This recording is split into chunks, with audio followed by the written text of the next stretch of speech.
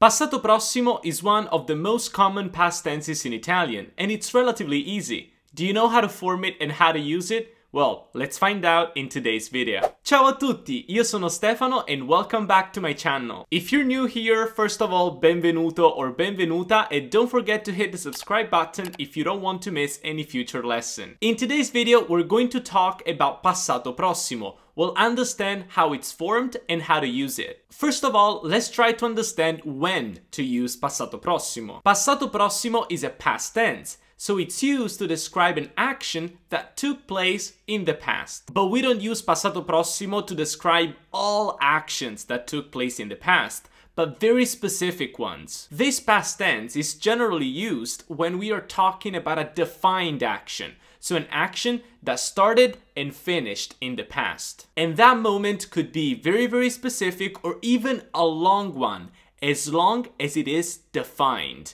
You know when it starts and you know when it finishes. Of course, there are some exceptions to this rule, but this is the general idea. Passato prossimo is formed this way. You need the subject, the auxiliary verb essere or avere in the present, and the past participle.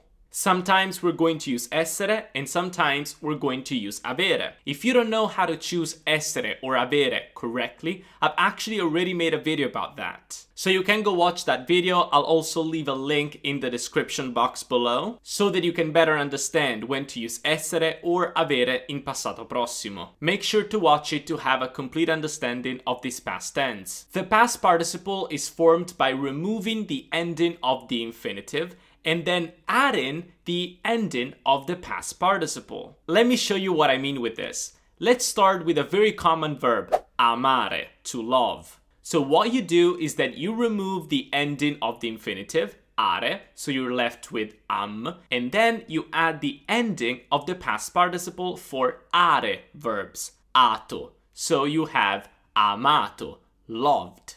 Now let's take a verb in ere, like cadere, to fall. You remove ere, you're left with cad, and then you add the ending of the past participle for ere verbs, that is uto, so you have caduto.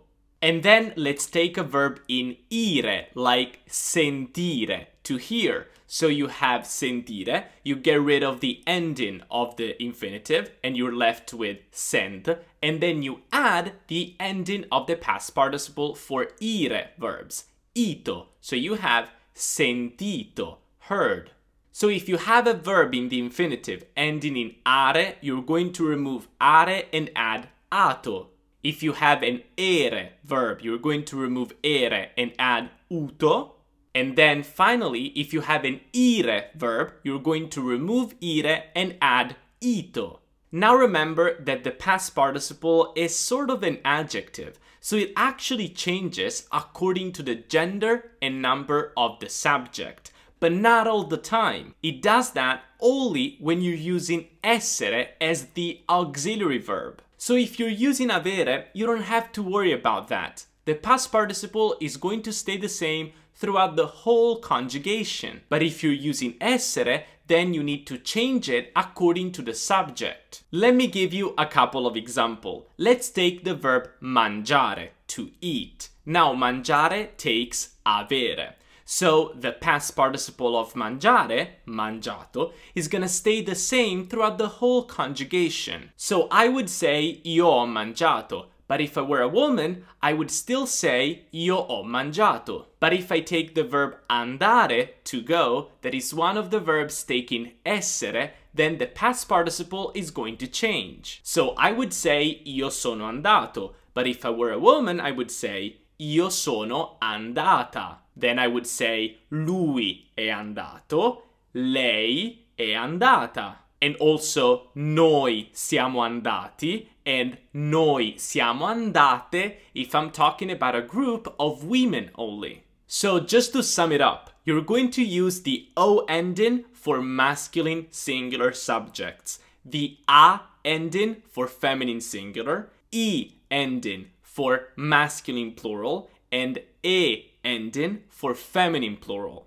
Also, remember that some verbs, especially the most common ones, have an irregular past participle that you will have to memorize. I'm not gonna list all the irregular past participles that we have in Italian in this video, but let me just give you a couple of examples. For instance, one of the most common verbs in Italian, the verb fare, to do, to make, is fatto in the past participle. Vedere, to see, is visto, seen, and dire, to say or to tell, is detto, said or told. Now I'm going to conjugate for you two verbs in Passato Prossimo, just to make sure you understood how to do it yourself. The first verb we're going to conjugate is guardare.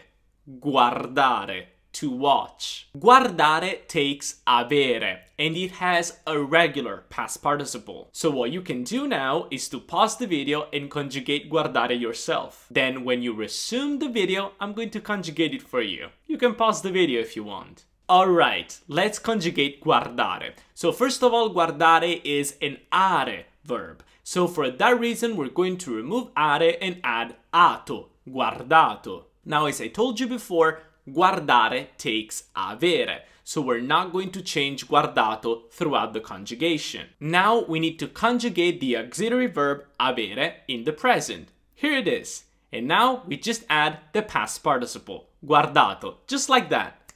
So we have io ho guardato, tu hai guardato, lui, lei ha guardato, noi abbiamo guardato, voi avete guardato, loro hanno guardato.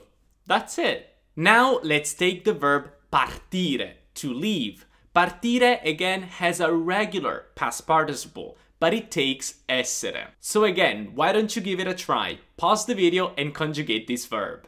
Alright, now it's time to conjugate this verb together. So we start from partire, we remove the ire ending, and we add ito, so we have partito. But as I told you, the verb partire takes essere in passato prossimo, so partito is going to change. We're going to use partito for masculine singular, partita for feminine singular, partiti for masculine plural, and partite for feminine plural. Now we conjugate the verb essere in the present, here it is, and we add the past participle. But as you can see now, the past participle changes throughout the conjugation. So we have io sono partito, or partita if I were a woman, tu sei partito if you're a man, or tu sei partita if you're a woman, lui è partito, lei è partita, noi siamo partiti or partite, voi siete partiti or partite, loro sono partiti or partite. Alright, that's it. So we're done for today's video. I hope that now you have a better understanding of how Passato Prossimo works. Don't forget to go watch the video on the choice of essere and avere in Passato Prossimo, because that is very important to have a clear understanding of this past tense. If you like this video, don't forget to give it a like and also to subscribe to my channel if you don't want to miss any future Italian lesson. I'm going to see you in the next video. Ci vediamo nel prossimo video. Ciao ciao!